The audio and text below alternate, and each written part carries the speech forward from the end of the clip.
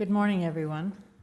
This is the meeting for the Planning Commission for September 22nd, 2016. We have a few housekeeping items. If any member of the audience wishes to speak on an item on the planning agenda, there are speaker request forms to the left on the wall over there, and you can certainly fill those out and then give them to one of the staff members over there, and they'll give them to me, and we'll make sure that you get a chance to speak.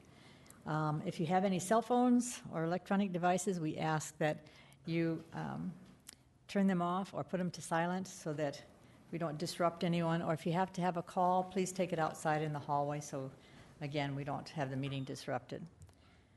We'll start with the consent calendar items. Before we do that, we also have the Zoning Board of Adjustment usually before this, but we don't have any items, so that meeting's been canceled. So we'll go right straight to the Planning Commission meeting. Items 1 through 5 have been placed on the consent calendar and may be voted on as a group. Action will be taken on all the consent items in accordance with the staff's recommendation by a single vote. Any item may be removed from the consent calendar by any planning commissioner, staff member, or audience member for separate consideration at this time. The findings of the Planning Commission are recommendations to the City Council, and the City Council will make the final decision.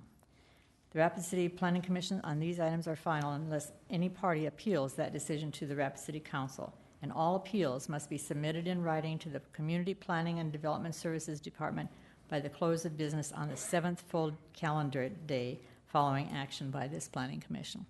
So at this time, are there any items that staff would like to have removed? Thank you. Are there any items that the Planning Commission would like to have removed for consideration? Okay. Are there any items from the audience that they would like to have this removed? Okay, I'll take a motion to approve the consent calendar. Okay, Jan made a motion and Linda seconded it. Any discussion? All those in favor say aye. Aye. Motion passes. Oh, is there any nays? Okay, motion passes, and those will be on the be passed. Okay, now we will begin the regular meeting items, and the first item is the ordinance to adopt regulations governing the short-term rentals by adopting amendments to the Rapid City Municipal Code. Rob. Thank you. Good morning. We saw this item at the August 25th, 2016 Planning Commission meeting. The Planning Commission at that time had a couple questions. They wanted to see some revisions. City Attorney's Office and Planning Office have worked to address those issues and bring you forward some additional information so that you're aware of the changes and what impact they'll have, and to hopefully answer any questions you might have. Doing a quick search on the Airbnb website this morning, there are currently 56 properties that are available for rental in Rapid City at an average of $176 per night. That's just an update from previous information we had, which was, I think, from Thanksgiving of last year. So just to give you an idea of what impact that is having on the area today. One of the questions that you guys brought forward to us the last meeting, which we really appreciated, was some questions regarding why do we have three definitions here. We're breaking a short-term rental down into two different types, a bed and breakfast and a vacation home.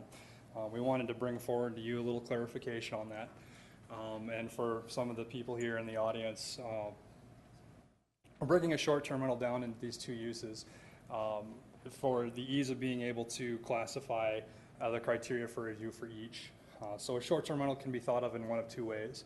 A bed and breakfast, which is typically where the operator is on site. Services may or may not be provided. They may be provided with meals or other amenities. That's not really a part of the definition here. The primary thing here is that the operator is on site and is providing management for the facility. In a vacation home rental, however, that's when the guest is renting the property or the home in its entirety, the manager is leaving or not on site, or the operator is leaving, and those are meaningful definitions because the size of the facility, whether it be a bed and breakfast or a vacation home, will determine the type of review that would be required for this use. Now, I should have prefaced this by saying that all short-term rentals, regardless of classification, regardless of size, if operating for less than 14 calendar days per year, are not subject to these regulations. So South Dakota codified law allows for short-term rentals shorter than 14 days a year. This would take into account things such as the rally. When people rent their homes out for the rally, it's meant to ensure that property owners using that service for that purpose would not be subject to these regulations. One of the questions that was asked by the Planning Commission was what type of information is going to be required to be provided by these by applicants when they come in.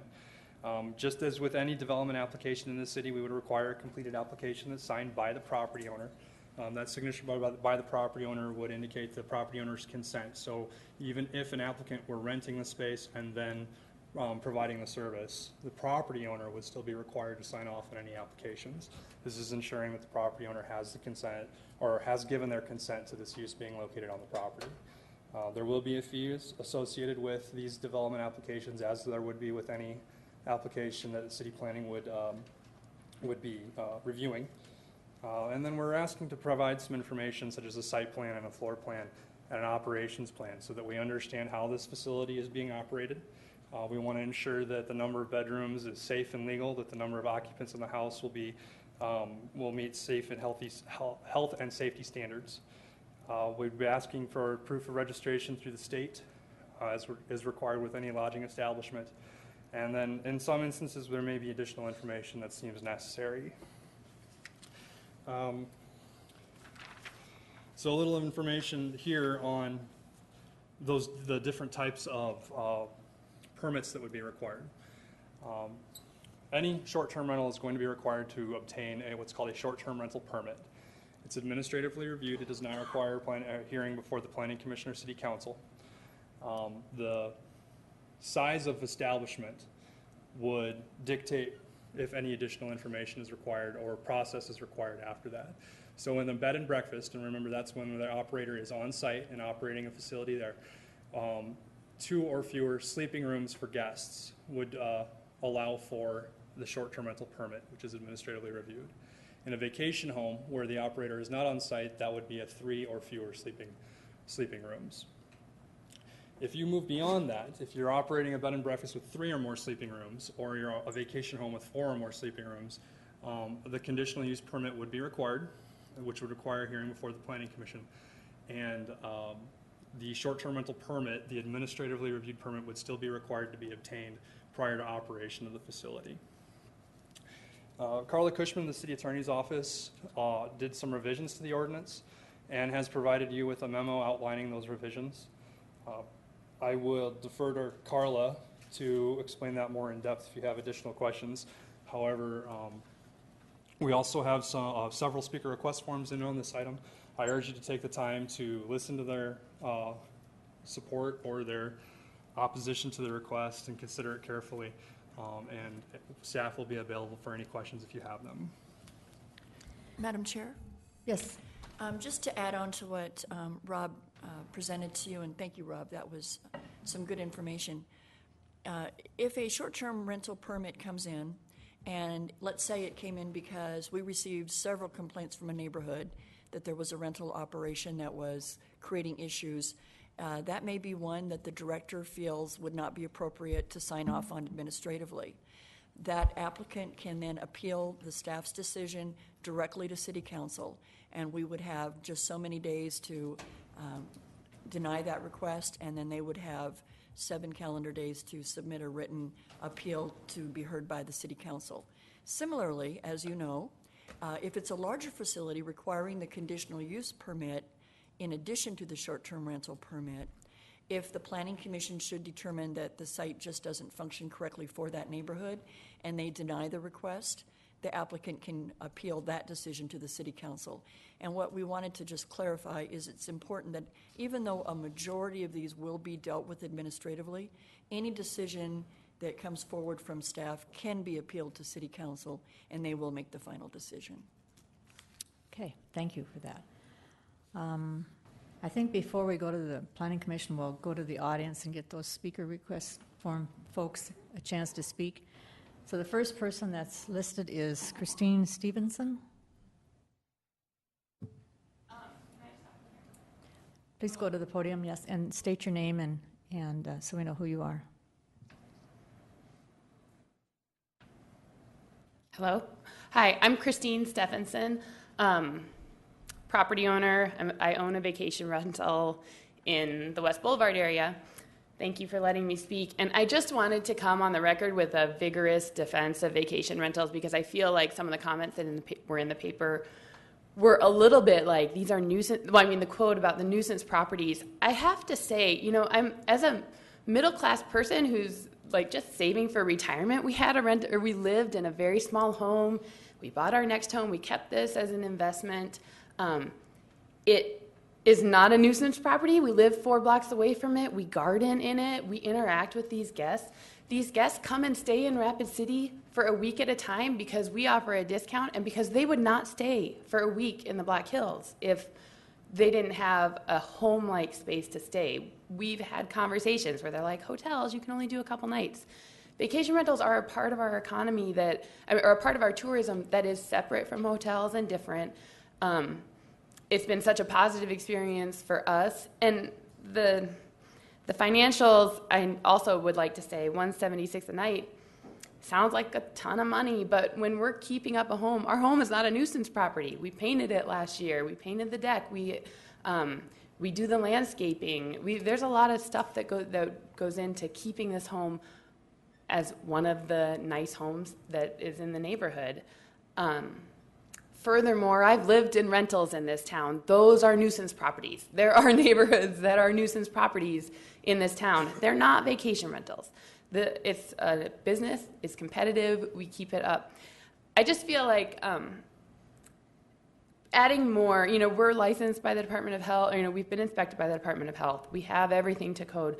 Adding another layer of bureaucracy and administrative work to this is kind of contrary to the idea that I often hear in Rapid City that government needs to stay out of our lives. That is another consideration that I have. So that's about it. There was one other one, but I can't quite remember it. Anyway, thank you for, I know. I do think that there are issues with vacation rentals taking away from low-income housing. I don't think that's an issue that individuals who have a home that they're renting out are contributing to, because this is just, we're catering to tourists. And there is an issue in some towns where one company owns 20 vacation rentals, and I believe that's a different business model than what we're doing, and that might be something to take into consideration. I think this sounds like a fair plan, but the money that we have to spend is not a whole lot of money that we get from this more than rentals, and it's another layer of work for us. So that's all. Thanks. Thank you. Okay, Jamin Hubner. I might not pronounce that first name right, but. Is this the right microphone? Correct. Okay. Well, thanks for the chance to speak. I've kind of become the poster child for this topic since my face is plastered all over the Rapid City Journal about every time it comes up. I was one of the first hosts here in Central Rapid City, and I've had about 300 and so guests pass through a single room in my basement to help pay for the mortgage. And I wanted to deal with a number of misstatements and erroneous claims in the article made by quotes by city council members that are contained in this article in the Journal. But before doing so, I should state the obvious concern of the hosts of these businesses is that the end result will be a decrease in the aggregate revenue in the Black Hills. The reason for this is fairly straightforward. Taxes levied against businesses will increase the costs of people staying at the businesses. That, of course, takes away certain demographics of tourists. I serve people who can't afford to go to hotels, people who can't afford to stay, or they don't prefer to stay in hotels. I'm serving a demographic that has never been to the Black Hills before. They were not able to until these short-term rentals came into existence. So to speak about competition, whether there is competition or not is a little bit misleading because we're serving people that would otherwise not have even known about Rapid City. That's just an opening observation. Just some specifics. In this article, there are claims made about no meaningful regulation. This is an interesting quote made by Robert of the Planning Committee. Meaningful regulation. Of course, the immediate question that comes to mind is in comparison to what and according to who? I don't think there will be any more meaningful regulation than what is already in place, because the people who stay at these short-term rentals, especially through Airbnb, have a remarkable capacity to publicly review the places that they stay every time they stay there. If there's a pillow out of place, if there is something unexpected, if they feel unsafe, they're going to say about it publicly. That is a service of regulation that no board could ever offer. I mean, it is far exceeding what any city council could do, unless, of course, inspectors are there 24/7, which would be impossible. Meaningful regulation. That's an interesting phrase.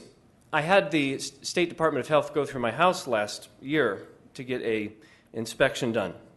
I passed with flying colors, and except there's a few modifications. I had to add a fire alarm in the room, and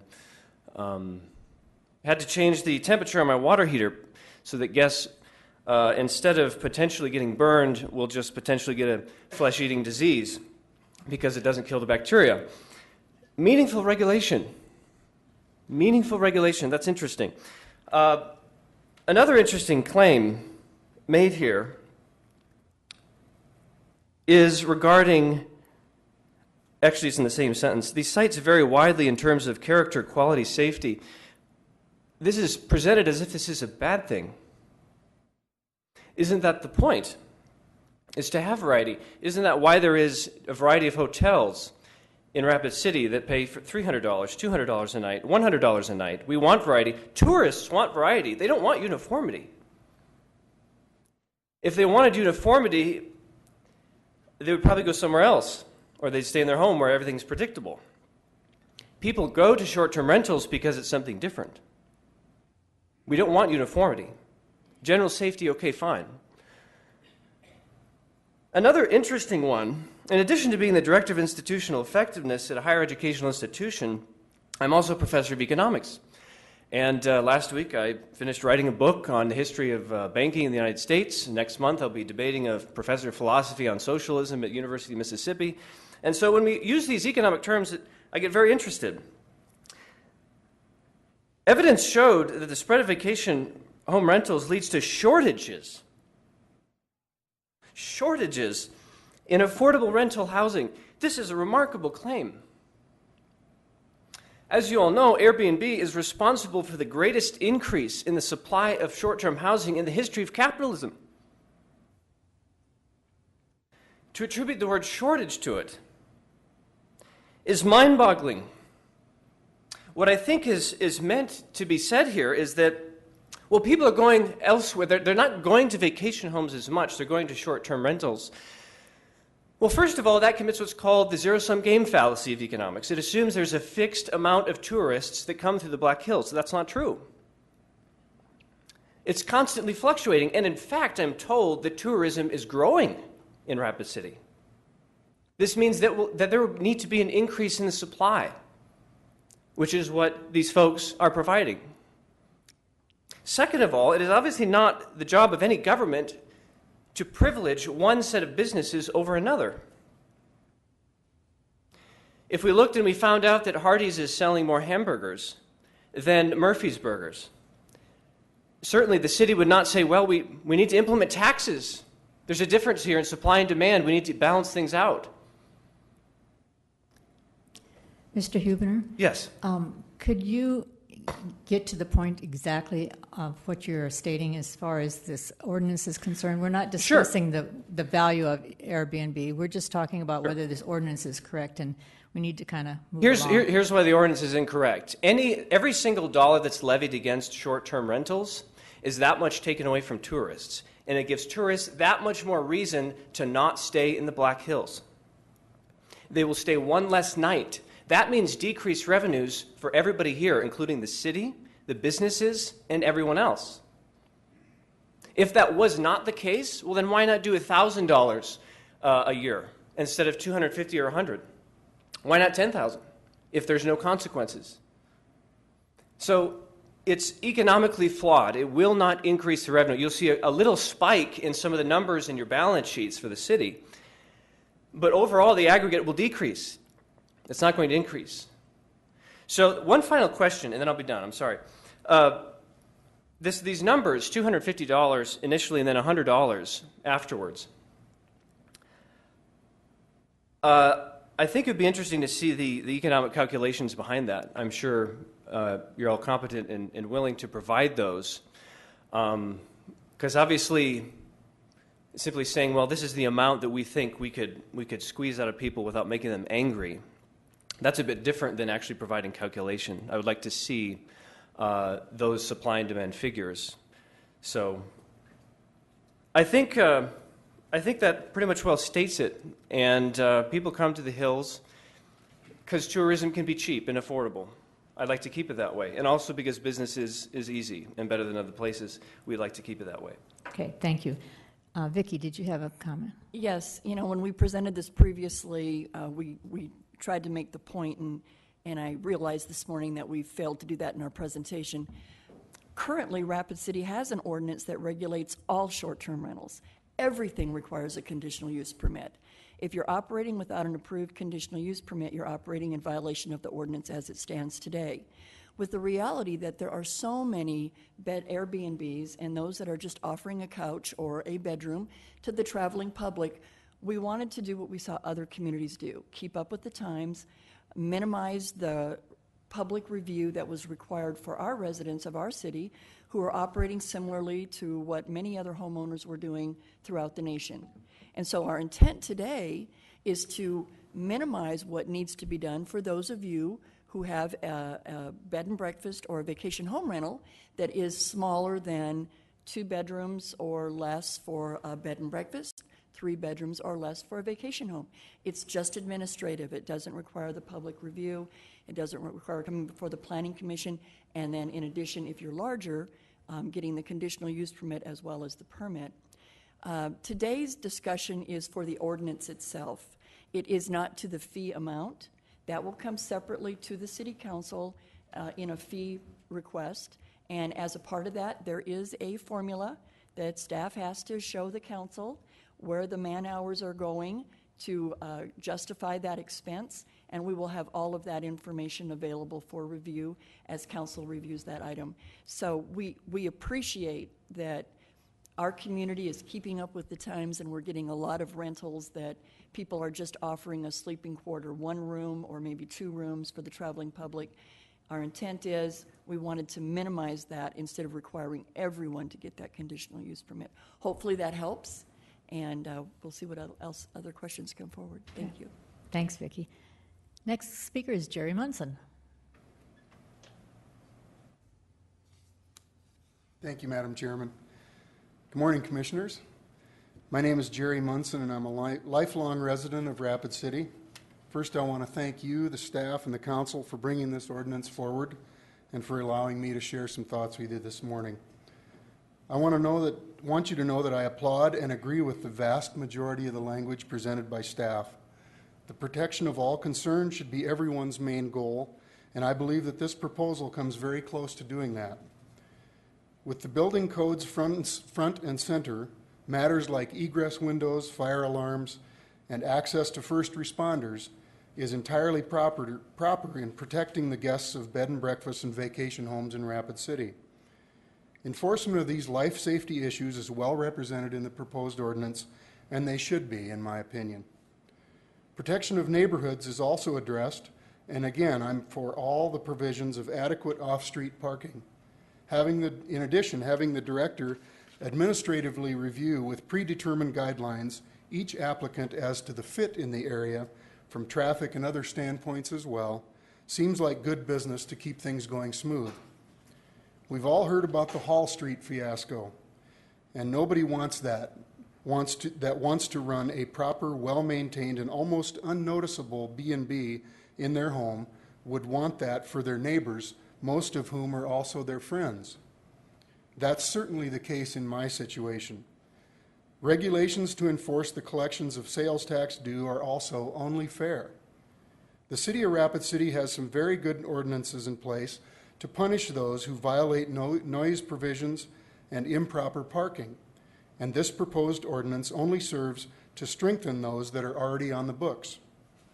The city can pull a license if an operator has too many legitimate complaints, and that would be devastating to that business. I like that.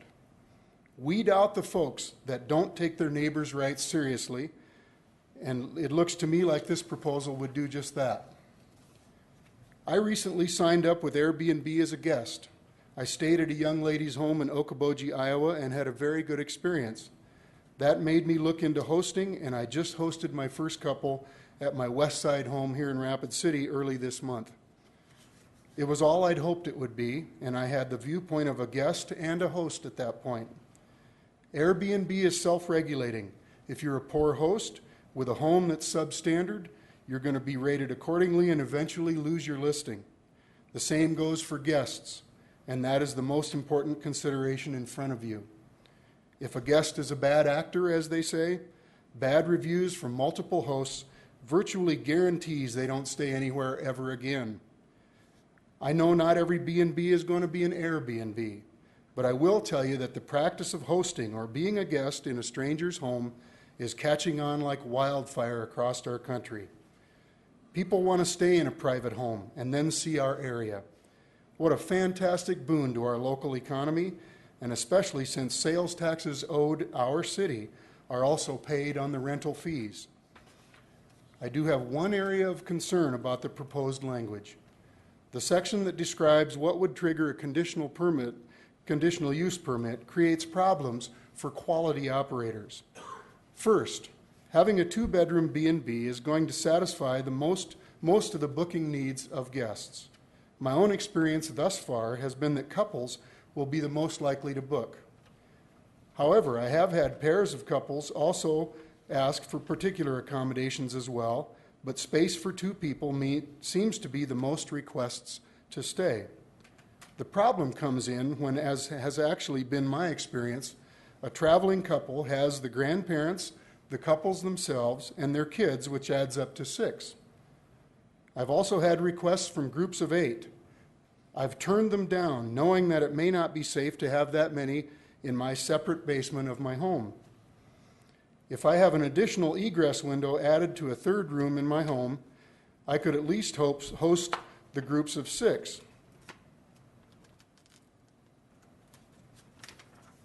Safely and comfortably and with no disruption to my neighborhood. The added expense of a conditional use permit, the letters going out to all the neighbors in the certain radius, and all for a single bedroom difference seems to me to be a penalty to any self-policing operator that wants to protect their sizable investment. Make parking rules stringent and enforce them. Utilize existing noise ordinances and enforce them. Threaten any operator who ignores the law and then follow through and pull their operator's license if they don't toe the line. But please don't penalize those of us who run a clean, quiet business by cutting out a significant opportunity to host 6 people in 3 bedrooms because of a much bigger permitting hurdle that most homeowners will choose not to do. Everything up to code, operators held accountable, taxes collected, premises inspected. These are all good things. The only request for change that I have this morning is that you recommend that 3 bedrooms be allowed under the administrative review of your staff instead of only 2. Please allow those of us who want to run a proper business to be able to host that occasional group of 6 and to then be able to pay our property taxes and stay in our homes. We don't tell cab drivers how many passengers they can carry. We regulate behavior. They show up on the job drunk, we're going to pull their driver's license, and they're out of business. We regulate behavior, not the act of running a cab company or driving a cab. If you want to drink in your home till you're falling down drunk, it's legal. Liquor's available anywhere in Rapid City. But we tell you that the behavior of you hopping in your car afterwards, that's a bad deal and we're going to make you pay for it. This is the same deal. Why do we have to say that if you go from 2 to 3 bedrooms, now you're a bad actor, you're a bad operator, and we're going to really assume that things are going to go poorly, instead of saying, here's the deal, you get to do it, you screw up 3 times, whatever you want to put on it for a number, and we're going to pull your license.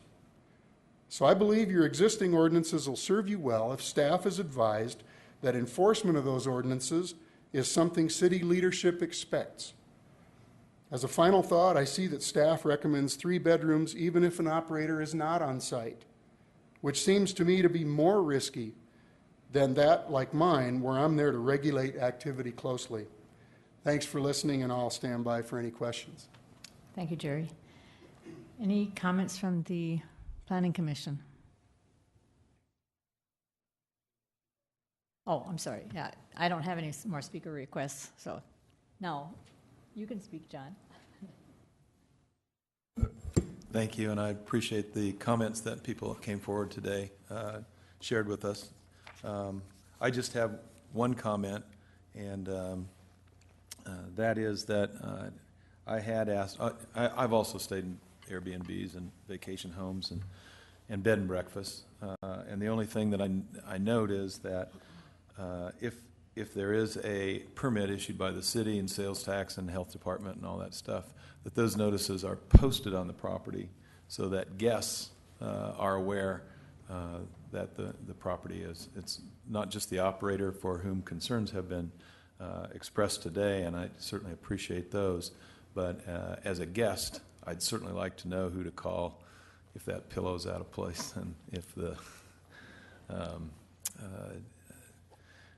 other things that need to be contacted. I appreciate the comments that the neighborhood was protected. We heard many on the commission visit about bad actors that are occurring. And so whether the conditional use permit and renewal is at any figure that has been suggested, I guess that is yet to be determined by the council and the fee base. I'll leave that one to someone else to figure out. But in the past, when we have looked at fee schedules here on other ordinances, they have brought forward just the cost of procuring that, inspecting that, enforcing that over the period of time. So I think those comments ought to be attended to. If it's too high or too low, let's get to the right number.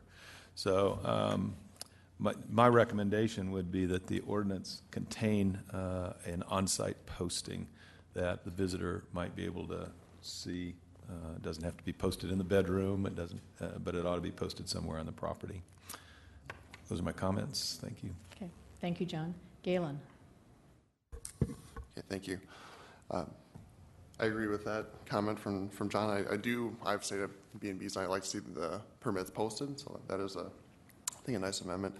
I guess my biggest concern with this ordinance is there's sort of a dual regulation with the basically required to go get permits from the state health and also from the revenue. I'm a little unclear on what that process is like. I tried to look it up. I assume there's a fee from the Department of Health, and then is that a bed and breakfast, or is that like a lodging permit? So maybe I can stop there. Can I get a little clarification on what the... It's a one-time fee. I forget how much it is. Madam Chair, if we could defer to the city attorney's office. Thank you. Carla. Maybe some people in the audience would know this better than I do, but it is a lodging license that is obtained from the state. There are several regulations in state law regarding the nature of the business, fire considerations, those type of regulations. I don't believe you're asking about the dual level of regulation. I think the reason to regulate it at the city level is the neighbors' concerns. I don't think that that's a consideration that the state would would have in issuing these licenses. That's more of a local concern, and that's something that we've seen here, like has been mentioned, and I think that would be that's a very strong reason for why the city should also take a look at it. Maybe there's something I'm forgetting, but I think that is the top reason in terms of the city also regulating this activity. Okay, I understand why the city wants to have, why it's beneficial to have an ordinance, but I guess couldn't we maybe just mirror our requirements and just say, to get a short-term permit, just show proof of registration with the State Department of Health, and then that would basically be the same requirements for both instead of having to submit a separate application package to both entities. That's my biggest concern right now. And then a second question, with a conditional use permit, is there a second fee that you have to pay for that? So you pay the short-term rental permit and then a second fee for the CUP if you get over that 3 or 4 bedroom threshold. And I guess that I've got a little problem with that threshold of 3 or 4. Like the last speaker said, I would support maybe raising that threshold a little bit. But back to the fee. What's the fee? Madam Chair. Yes, go ahead. So if I can answer several of your comments there, Galen, and thank you. Thank you for showing me that you really looked at this ordinance. Remember this, and Carla kind of lighted on it too. When we talk about the State Department of Revenue and Health, they don't go to the operation of the facility. So mirroring those applications just doesn't do us in zoning and planning justice, and it certainly doesn't address the issues that we look at as far as parking and lighting and signage. Those items just aren't relevant to their review, and so that's not a part of their application. Currently, the fee, as it sets today, as we would have it go forward with this ordinance, would be $250 for the short-term rental permit. If it's larger, they would come in and go through the conditional use permit process first, and that's $250. If the Planning Commission approves the request, they would then secure a short-term rental permit administratively, paying an additional $250 permit, and then it would be an annual $100 permit. Certainly for your discussion today, something that you may want us to look at is if a conditional use permit is required, that the initial application for the short-term rental permit fee be waived, and then they would only be subjected to the $100 annual renewal fee as everyone else would be. And I think that might be keeping in light with $250 to have that full staff review. And that's where the fee actually comes from. It's staff hours. These gets routed around to a lot of different departments. We do that for the permit, and we would do that for the conditional use permit as well. And so it's 2 separate reviews. But if it's your intent that you would want to see only one $250 application, we could look at that to structure it that way. Mm-hmm. In speaking to the certificate, if I might, years ago, the city used to require that all daycares and child cares have a certificate, and those had to be issued by the city.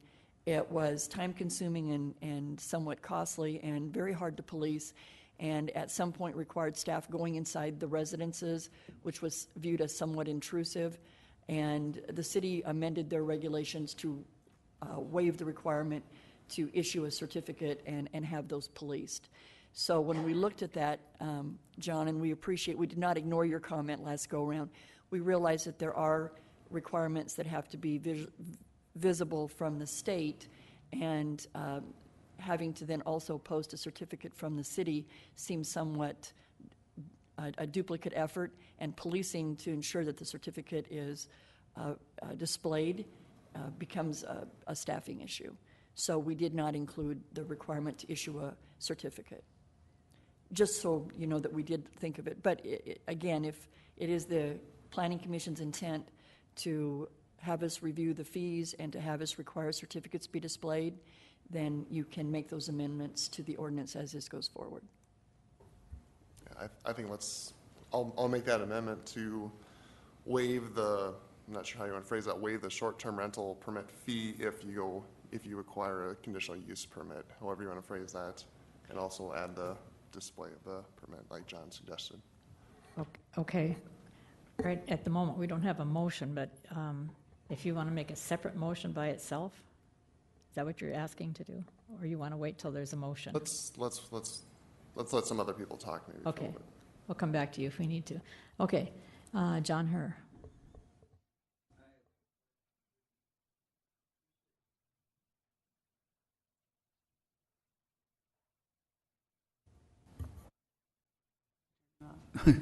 Okay. You said there is, at this time, an ordinance that requires a conditional use permit for short-term rentals.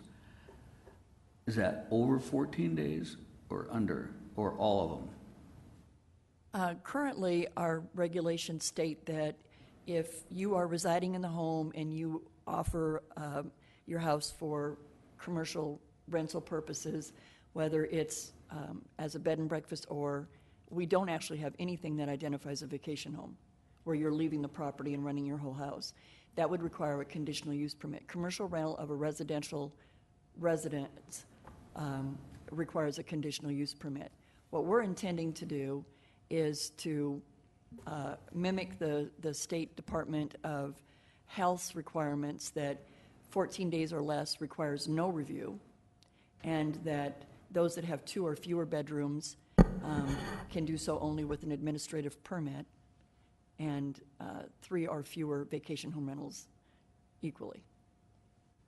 Looking this over under the requirements, it seems to me if you're going to create this layer of bureaucracy that is going to sanction this use, then you're going to have to provide some guarantees to the people who come in and say, well, this is licensed. One of them is, I would recommend proof of insurance for the homeowner, liability, property insurance, because the user is going to assume that you do due diligence and inspect property and guarantee that this fits whatever the restrictions that you put in place, which seems like a lot of work. Madam Chair. Yes, Vicki. So certainly, as you look at the information that has to be submitted with the application, ensuring that you are meeting the Department of Health's requirements, ingress, egress, the safety elements that go with commercial rentals, that all needs to be brought forward as a part of this. When we looked at many, many ordinances throughout the nation for short-term rentals, never did we see that they had to bring in proof of insurance for the residents. Certainly that's something that you could suggest, but I would think some of the operators, you know, again, it goes to their privacy issues, and, you know, it's making it more difficult, and we've been trying to hit that medium that does bring an assurance to the neighborhood that the city is looking at these to ensure that parking and noise are being reviewed to ensure that they continue to experience a good quality of life in their neighborhoods, but yet allows these homeowners and operators to enjoy the benefit of some commercial activity in their residences. And again, that is something that we did not even consider, John. If it's something you'd like us to look at, we certainly can, but I just am concerned we're adding a little bit too much to that application. Okay, thanks. Okay, any further comments from the Planning Commission? Seeing none, I'll entertain a motion. Madam Chairman. Yes, John. Thank you. Just one kind of comment on that last exchange. And I have the ordinance in front of me, but maybe Carla can answer this. It all leads, that discussion, I think, to the term quiet enjoyment, which is what even the neighbors need to, you know, provide, is quiet enjoyment of their own place and not disturb the neighbors. Is that term used in the ordinance at all? It kind of covers that conversation, I think. It is not used It in is the not. ordinance. I guess probably, I certainly don't know the legal ramifications of saying quiet enjoyment, but I think that's what an operator would want of their guests, and the neighbors would appreciate seeing. So just a comment on that. And then, Madam Chairman, if you're looking for a motion, I would motion for the removal of the ordinance, which is a recommendation of City Council. Is that correct? And entertain also Galen's 2 amendments to that language, which I don't know that you need to police the posting. I guess if you had complaints and you entered the place and it wasn't posted, it'd just be another thing on the list. So I wouldn't see going out to make sure it was posted as part of the work. Anyway, on the ordinance and the amendments as Galen offered earlier. Okay, could we have Galen just clarify your amendments so we know what we're voting on? Sure, so that was in regards to the fee for the short-term rental permit. If you need to go through a conditional use permit, you would not need to, the short-term rental permit would be waived. So you would not be charged for 2 separate permit fees. You would only be charged for 1. Okay, and that is your amendment that you want to add. And Madam Chair? Yes. Vicki. Just a friendly amendment to that, maybe, Galen. So is it your intent that if a conditional use permit is required, that the initial application fee for the short-term rental permit be waived in lieu of the conditional use permit application fee, and that the yearly renewal fee be required for all short-term rentals? I believe so, yes. Thank you. Well, we'll see. We'll try to get that right, and check me in the minutes when those come back around. Okay, so the motion is to approve this ordinance and forward it to City Council with the amendment as stated by you and Galen. Okay. And posted, so are you adding that to your motion? Oh, okay. Part of the postings. Okay, and posted. All right, is there anybody, and Jan seconded it. Is everybody clear with the motion? Okay, all those in favor of that motion say aye. Aye. Opposed? Motion passes with John Herr voting no. Okay, I guess we'll continue with the meeting at this point. Item number 7 is an annexation, and we'll turn to Sarah. Good morning, Sarah Hansel, Long Range Planning Division. Item number 7 is for a petition of annexation for approximately 7.4 acres. This property is located adjacent to the Orchard Meadows subdivision on either side of South Dakota Highway 44. Here's an aerial view of the property. This property includes rail-banked railroad right-of-way and a service road. Please be aware that the service road has recently been reconstructed by the DOT and has been turned over into a road district. This road district will be responsible for future maintenance of the road. I also want to point out that this item is a companion item to item number 8 on the agenda today, which is for a tax increment financing district and project plan. So this property is being requested to annex so that proposed project elements of the proposed TIF can be included within the project plan. So here's the aerial view of the property. You can see Orchard Meadow subdivision is to the southwest. You'll know that the gas station is currently under construction in that area.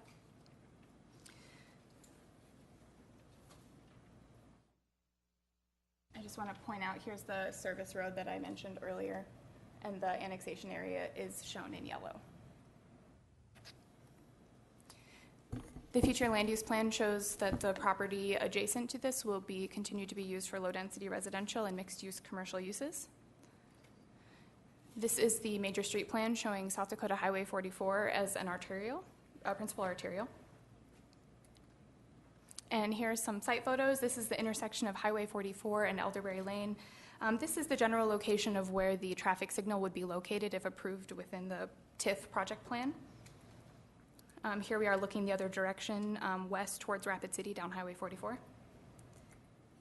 And this is on the opposite side of the highway looking back towards the Orchard Meadow subdivision. Through this view, we're actually looking outside of the annexation area. This is down the service road towards the airport.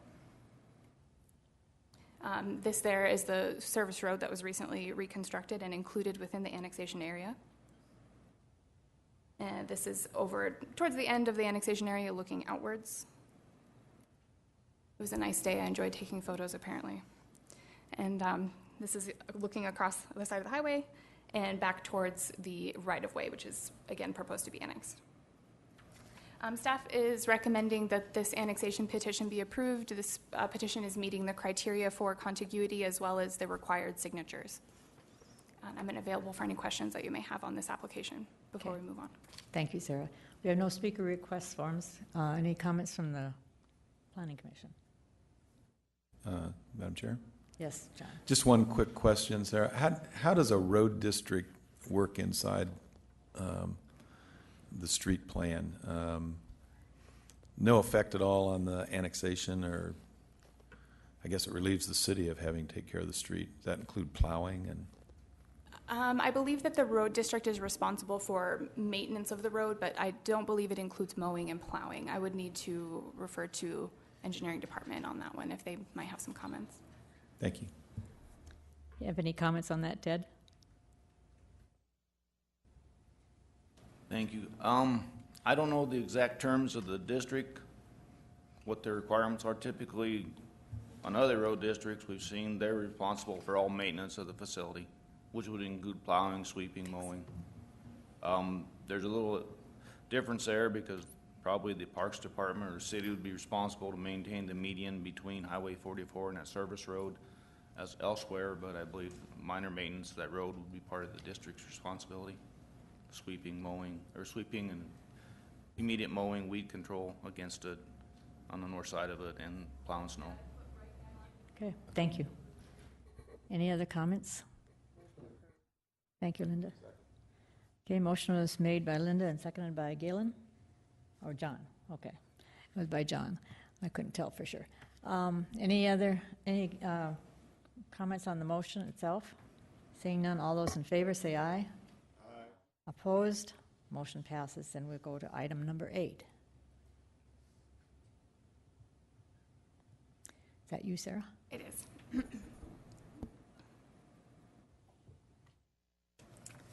Item number 8 is a request by KTM Design Solutions to consider an application to create a tax increment district and approve a resolution for a project plan. Again, this is for the property located east and west of Elkville Road between East Highway 44 and the current terminus of East Fairmount Street.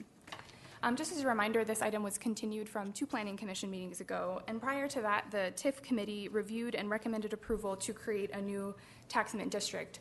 So the purpose of our meeting today then is to look more specifically at the project plan that staff has prepared and to confirm the boundaries of the TID district. If approved, this TID would provide funding to realign and reconstruct a 100-foot grass-lined drainage channel, as well as other drainage channel improvements, and to install a traffic signal.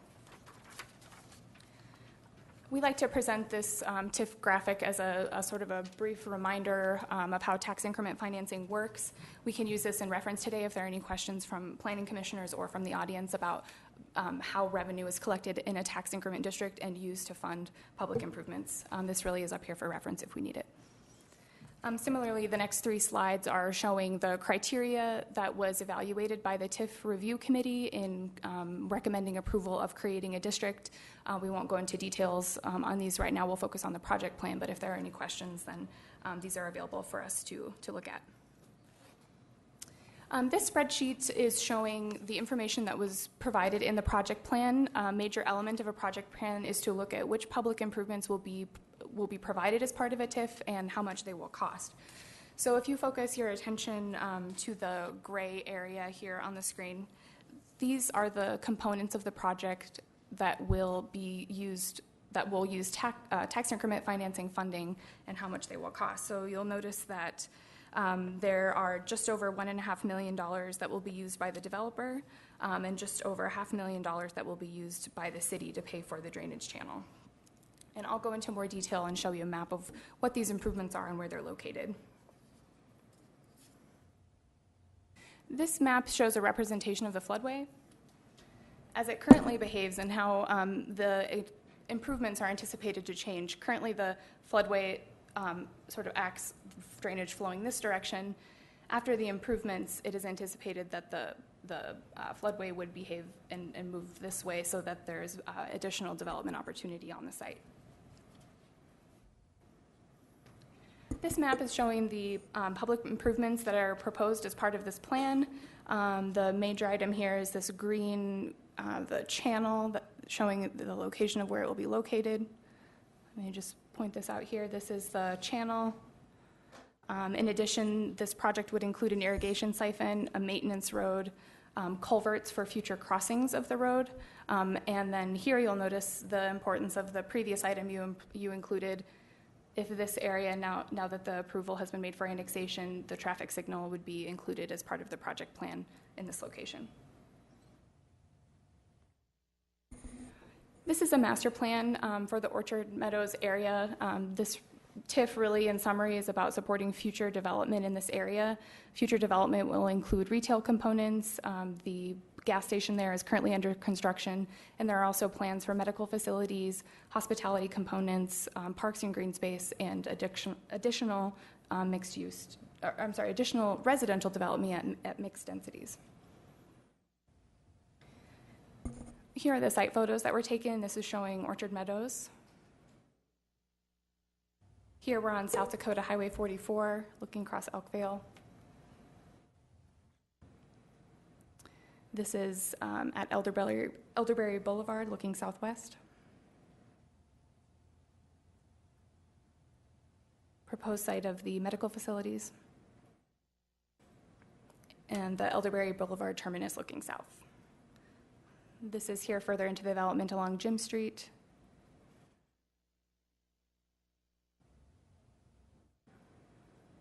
And finally, Lyle Lane looking south. This summary is provided to demonstrate that the overall amount of funds that the city is able to use for TIF must remain under 10%, and this project would not elevate our usage of TIF above that level. So at that, I will offer up any questions or comments that may be requested. I don't see any right at this moment. I'll have some later, but let's go to the audience first, and we'll ask Hanny if he would like to get up and speak.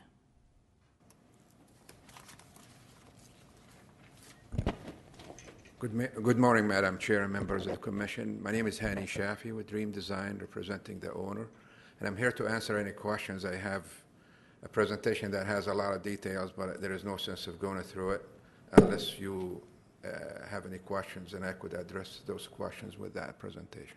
Thank you. Okay, thank you. Okay, any comments from the Planning Commission? Questions?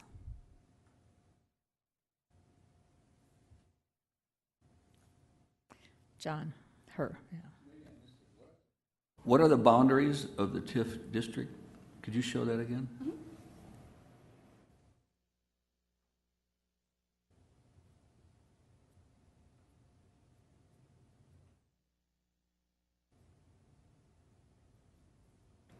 So the boundaries would, this graphic doesn't show the annexed area, but this would be revised to include this portion. And then, let's see. What's the name of the street, Hanny? I'm not sure. Pioneer. Okay, it's not marked on the map. Along here, and then East Fairmont Street, the future construction of East Fairmont forms the southern boundary. And then coming up along here, just west of Elkvale Road, and then back towards Highway 44. Thank you. Okay, Galen. Thank you. I just wanted to go on the record as saying I'm very much for this development. I'm excited for it, but I'm just really not comfortable making funding recommendations for projects like this, and especially as it involves TIF. So I'm just saying I'm going to abstain from the vote, but I'm excited about the development. Okay, anybody else at the Planning Commission? I do have a couple questions, and I don't know, Sarah, if you can answer any of these questions or not, but do my best. The first question is, through this drainage channel that we're changing, will that have any effect on anything that's currently going through now, so that, for instance, it's not going to make a difference for the Elks Country Estates South, and the water going through, that kind of thing?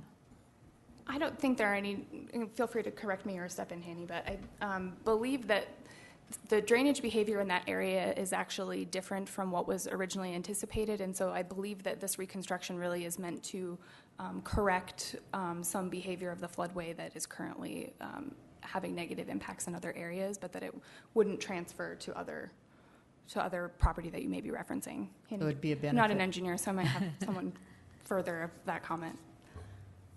Okay, just to clarify, it's a benefit by doing this. Is that what we're saying, correct?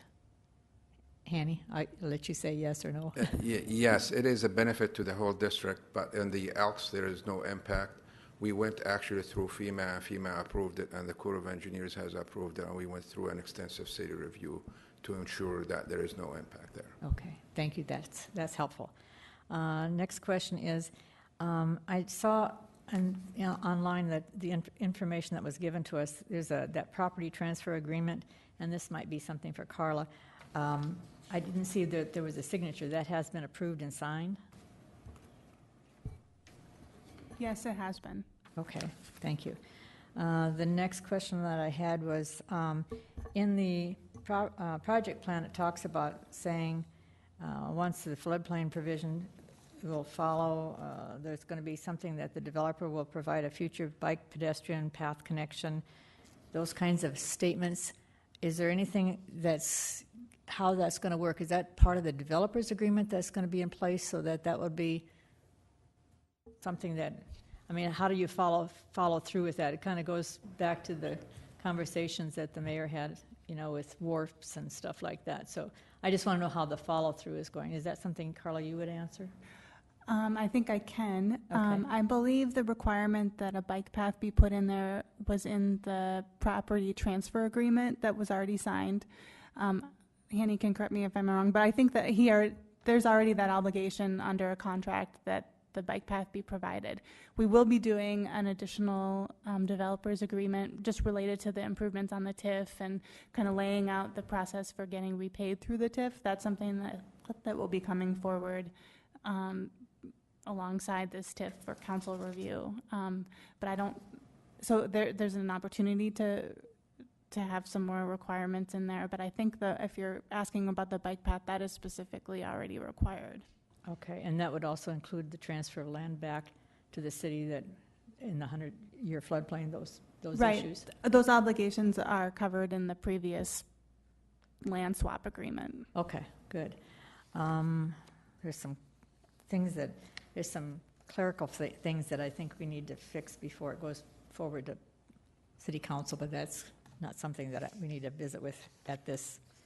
I don't need to bring those up. There's a couple other ones, so see if I can find it. Oh, the other question that is pertinent, I think, is on the map, the boundary map that you had, there's some properties that looks like they're excluded. And why would they be excluded? We excluded those properties because they are already developed, so we did not want to increase the amount of the base. That way we could minimize the impact on that 10% that Sarah has just mentioned. Oh, okay. Yes. That's just something that I've never seen before. And usually you take the blanket property and you don't piece out pieces. So, okay. Well, those are the comments or questions that I had, and the other ones I'll visit with Vicki before it goes forward, if this is approved before it goes forward. So, at that stage, does anybody want to make a motion? Move to. Okay, Jan made the motion and John Brewer seconded it. Any comments or questions from the Planning Commission?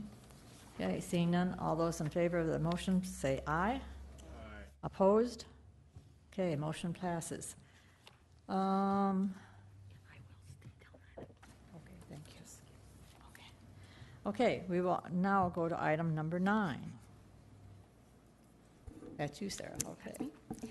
Item number 9 is a request by the city to approve an amendment to the comprehensive plan by adopting the downtown area master plan.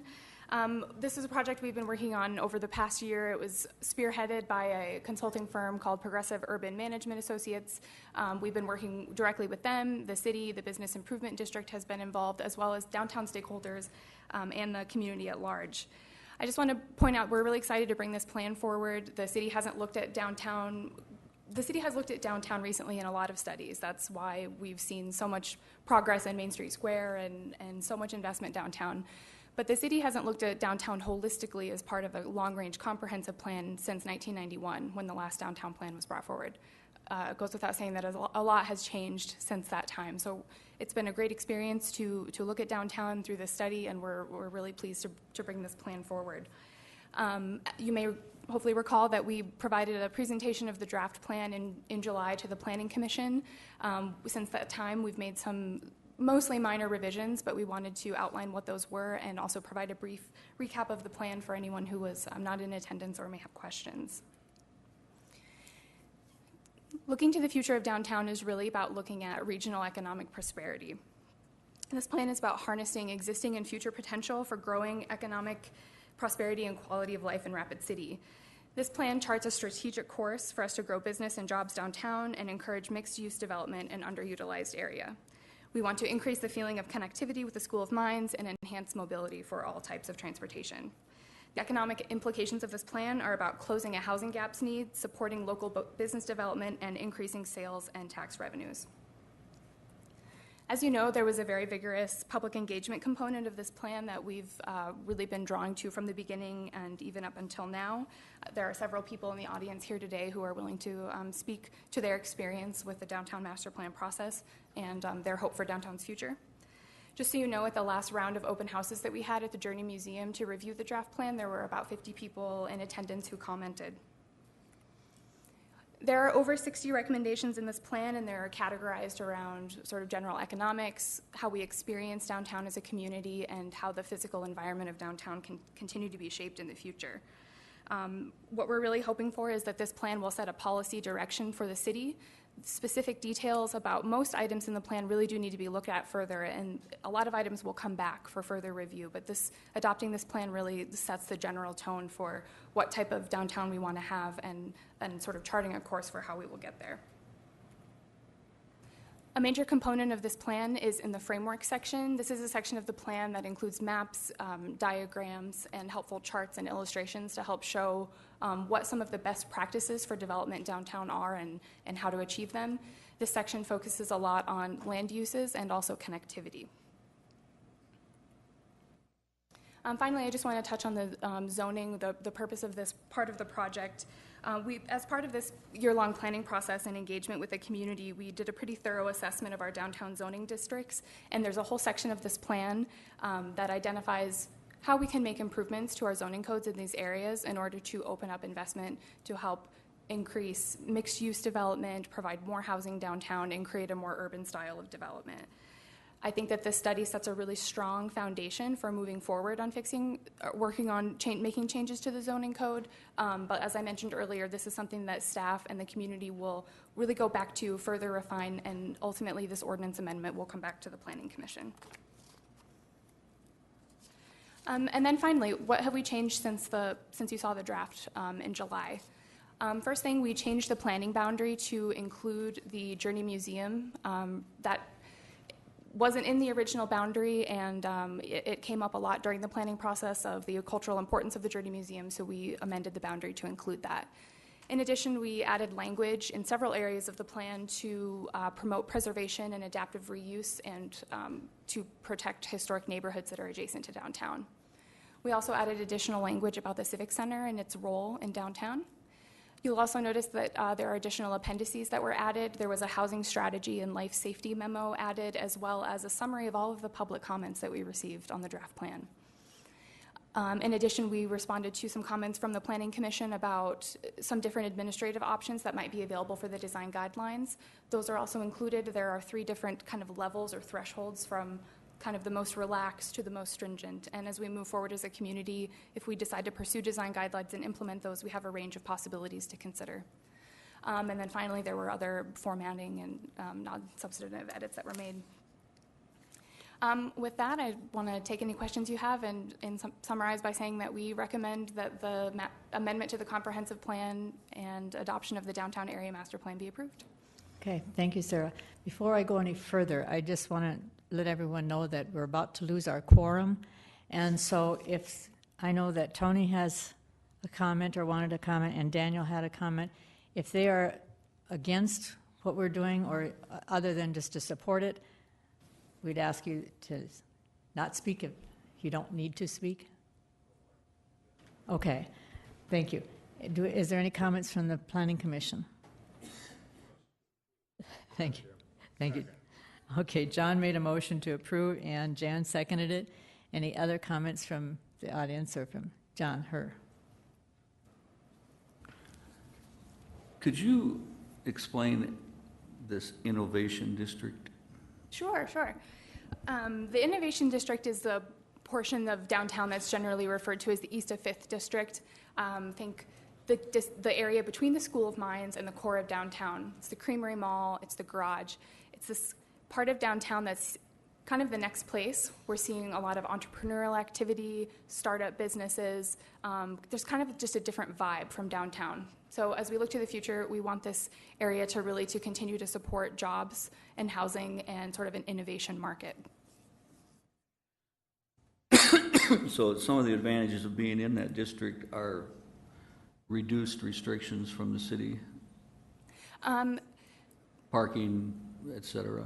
Sure. So the memo that summarizes the recommendations for the zoning district do include provisions for loosening up the parking requirements in that area. It also recommends that the ordinance amendment would allow,